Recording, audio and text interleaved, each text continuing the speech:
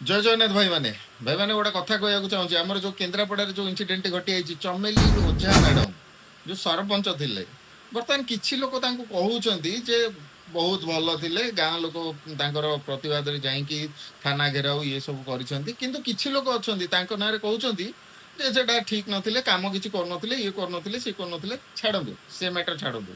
ବର୍ତ୍ତମାନ ଯୋଉ ଇନସିଡେଣ୍ଟ, ଯୋଉ ବିଡିଓ ଅଫିସରେ ଯୋଉ ଇନସିଡେଣ୍ଟ ଘଟିଗଲା, ମତେ ଖାଲି କୁହନ୍ତୁ, ୟାର ଜଷ୍ଟ କିଛି ଦିନ ପୂର୍ବରୁ ଆମର ଅରିନ୍ଦମ ଭାଇ ଡାଇରେକ୍ଟ ମାନେ ଭିଡିଓଙ୍କ ସାମ୍ନାରେ ବସିକି ଯୋଉ ଭଳିଆ ମାନେ ଯୋଉ ଭଳିଆ ଆକ୍ସନ ମୋଡରେ କଥା ହଉଥିଲେ, ଭିଡିଓଙ୍କ ଉପରେ ଚଢିକି କଥାବାର୍ତ୍ତା କରୁଥିଲେ, ତାର ପୁରା ପ୍ରମାଣ ସହ ଫୁଟେଜ ଆପଣ ମାନେ ସମସ୍ତେ ଦେଖିଥିବେ। ସେତେବେଳେ ପୋଲିସ ପ୍ରଶାସନ କୋଉଠି ଥିଲା?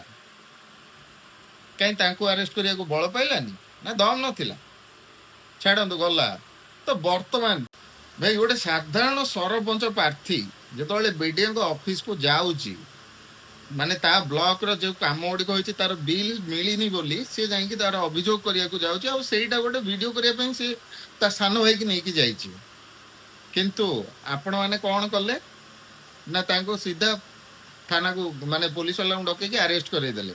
ଆଚ୍ଛା ଭାଇ, ଗୋଟେ କଥା କୁହ, ଆପଣଙ୍କ ପାଖରେ ଫୁଟେଜ ଅଛି ଯୋଉ ମାନେ କଣ ଆପଣଙ୍କ ଉପରେ ଆକ୍ସନ ମୋଡ ନଉଥିଲେ? ମାନେ ଯେମିତି ଆମର ଅରିନ୍ଦମ ଭାଇ ଆଉ ତାଙ୍କ ସହଯୋଗୀ ପ୍ରାର୍ଥୀ ମାନେ ଯୋଉମାନେ ଥିଲେ, ସେମାନେ ତ କମ୍ପ୍ୟୁଟର ଟେକିକି ଆପଣଙ୍କ ଉପରକୁ ଫୋପାଡୁଥିଲେ। ଇଏ ବି ସେଇଭଳିଆ କିଛି କରୁଥିଲେ, ତାର କିଛି ପ୍ରୁଫ ରଖିଛନ୍ତି ଆପଣ? ମାନେ ଆପଣଙ୍କ ଜୀବନ ଉପରକୁ କିଛି ବିପଦ ଆସିବାର କିଛି ମାନେ ସେଇଭଳିଆ କିଛି ପ୍ରୁଫ ଅଛି ଆପଣଙ୍କ ପାଖରେ? ଶୁଖିଲାରେ ଗୋଟେ ମାନେ ଗୋଟେ ଝିଅକୁ ସାଙ୍ଗେ ସାଙ୍ଗେ ଆରେଷ୍ଟ, ଏଟାକୁ କଣ କୁହନ୍ତି? ଏଟା ଦୁର୍ବଳ ଉପରେ ଅତ୍ୟାଚାରୀ ହିଁ କୁହନ୍ତି। କଣ ଭାଇ ମାନେ ଠିକ କହିଲି କି ଭୁଲ କହିଲି? ନିହାତି କମେଣ୍ଟ ମାଧ୍ୟମରେ ଜଣେଇବେ। ରହିଲି ଆପଣ ମାନଙ୍କ କମେଣ୍ଟ ଅପେକ୍ଷାରେ। ଜୟ ଜଗନ୍ନାଥ।